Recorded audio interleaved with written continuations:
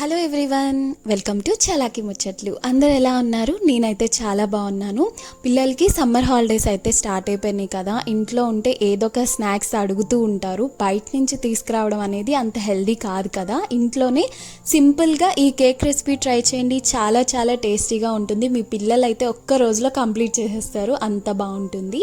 First అయితే ఒక mixie జార్లో 1 కప్పు బొంబాయి రవ్వ యాడ్ చేసుకోవాలి. బొంబాయి రవ్వ లేదా ఉప్మా రవ్వ లేదా సూజీ ఏదైనా అంటారు.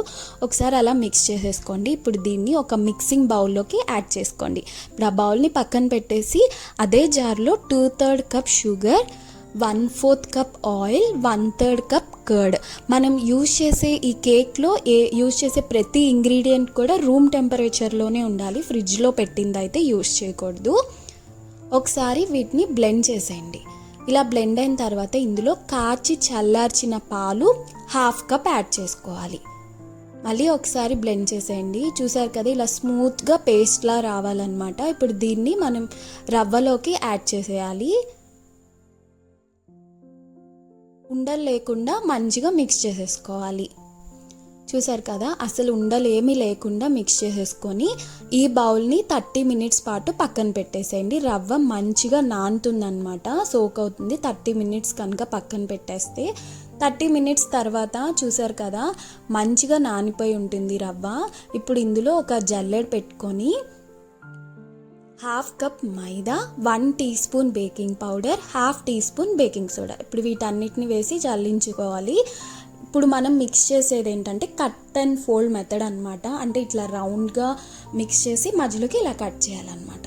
కేక్ మిక్స్ అనేది ఎప్పుడైనా ఇలా చేసుకోవాలి. బ్యాటర్ థిక్గా ఉంది కాబట్టి నేను ఒక 1/4 కప్ మిల్క్ యాడ్ చేస్తున్నాను. అలాగే 1 teaspoon vanilla essence, flavour కోసం వెనీలా ఎసెన్స్ యాడ్ చేస్తున్నాను. మీకు కావాలంటే టూటీ ఫ్రూటీ కూడా యాడ్ చేసుకోవచ్చు. కొంచెం ఫ్లోర్లో మిక్స్ చేసి వేసారంటే టూటీ ఫ్రూటీ అనేది అడుక్కు వెళ్ళిపోకుండా ఉంటుంది.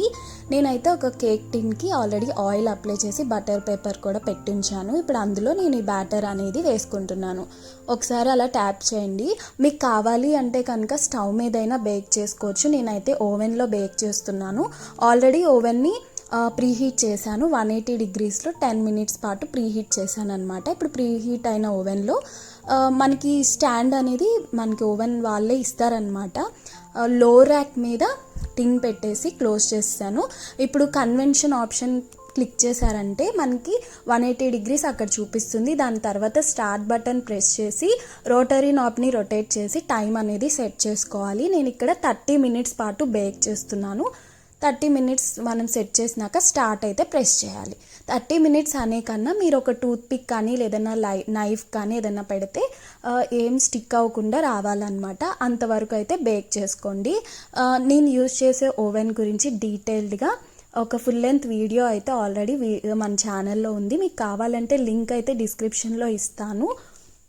30 మినిట్స్ తర్వాత చూసారు కదా మన కేక్ ఎంత మంచిగా బేక్ అయిందో.